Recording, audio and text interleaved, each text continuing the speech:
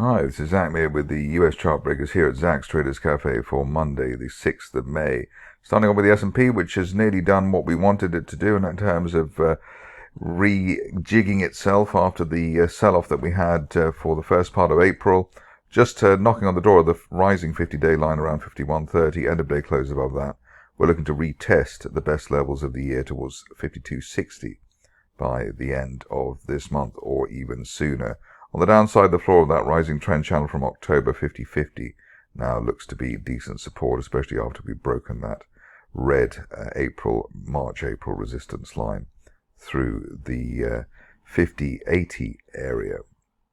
Moving along to the Nasdaq, and here the picture also one of recovery, just again knocking on the door of the 50-day line there, in this case around 17,950. We've got that March resistance line to break at 18,000, and above that, looking for this market not only to retest the best levels of the year towards 18,500, but actually to hit the top of that rising trend channel from back in October as high as 19,500 by the end of next month. I suppose you could argue that the angle of that top upper parallel is more in line with what I've just drawn now, but still 19,500 looks like a viable target over the near term. On the downside, not expecting anything lower than 17,200 and the floor of the late 2023 rising trend channel. Moving on to the stocks, and decent collection with the market more in a more sort of strong mode over the recent past. Here we got ARTI, and here you can see the bounce off the floor of that rising trend channel from back in October. Top of the channel there, heading for $10. We're looking with that by the end of this month, while we remain above a recent resistance around $7.80 on an end of day close basis.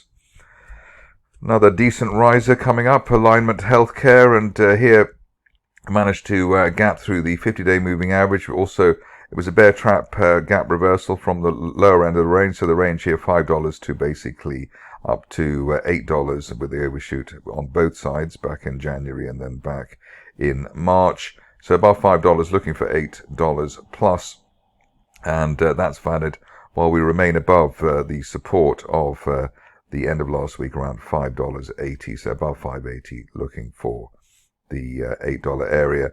Ideally, there's no need to retest the 50-day line again after the bounce that we've seen. I suppose you are strictly speaking looking at the technicals here. You could say that we're in a kind of triangle there from back in the summer of last year, and we're looking for the top of that triangle, ideally over the early part of this summer. That would be heading for the $10 plus area, but early days on that, and as I said, looking for $5.80 to hold initially. Onto a stock which we have looked at quite a few times before, and it's back again. ARTI here, rising trend channel, gap through the 50-day line, and breaking recent resistance around $7.85 above that, looking for the top of the channel there at $11 as soon as the end of this month. Great price action there with the massive unfilled gap to the upside. Moving along to one of the biggest rises of the end of last week, quite a strong performance, and here we have Beneficent. What's interesting here, I suppose, is that obviously we're rebounding sharply after a long time in the wilderness. The price action here within a falling trend channel, which is actually quite difficult to access given how far the shares have fallen. But I suppose the news here is that we already closed above the 50-day line around $6.40. You can see the pre-market also looking rather healthy at the moment. Top of the falling channel there around $11.60. So that's what we're looking for while we remain above the 50-day line around $6.60. Another situation to keep an eye on now is FITL Corporation, rising trend channel there from October, as so many of these stocks have. Bear trap rebound from below the rising 50-day line at $6.80, and above that, looking for the shares to hit $11 as soon as the end of this month in a decent turnaround situation.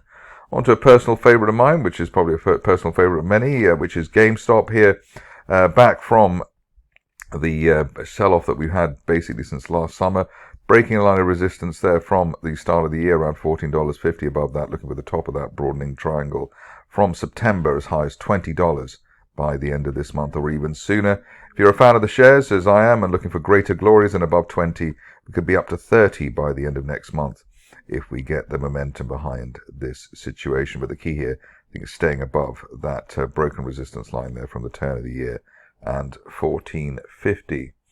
On to a new name for us, which will hopefully deliver the goods. Joint Corporation here. We've got a rising trend channel. We're gapping towards it. The top of the channel there, $17.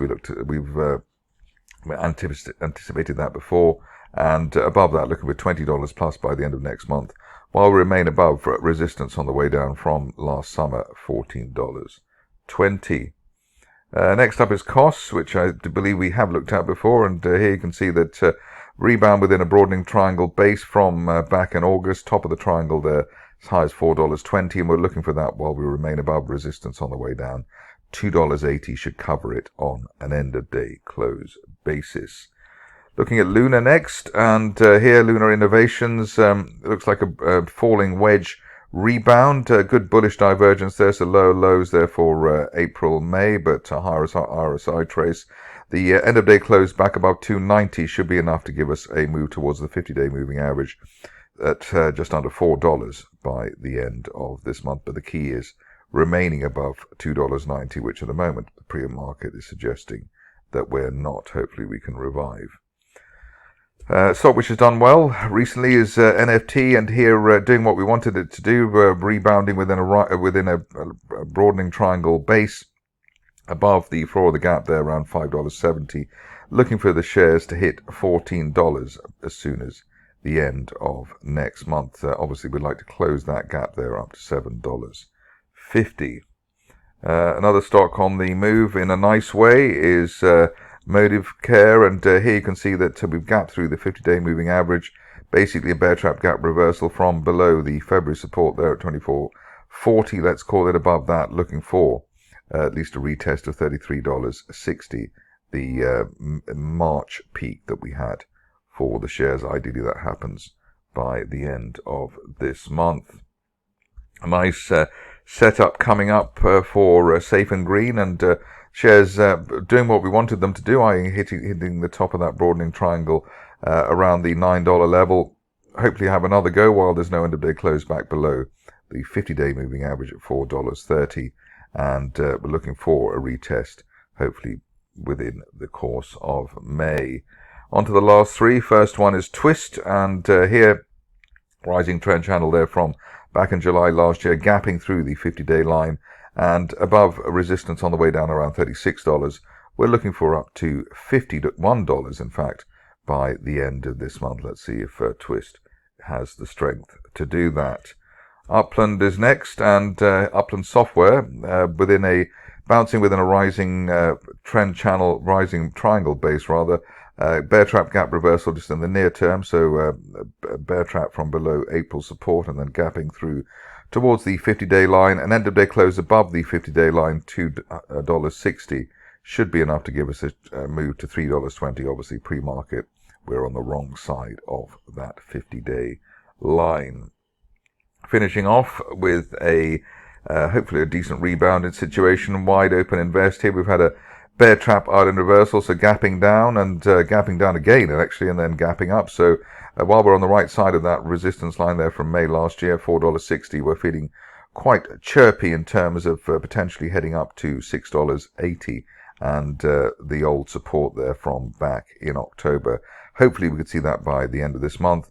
Ideally we stay on the right side of $4.20, which is that broken November resistance line in the meantime. A lot to ask, but let's see if Wide Open West can do it. That's it from me today. More updates tomorrow.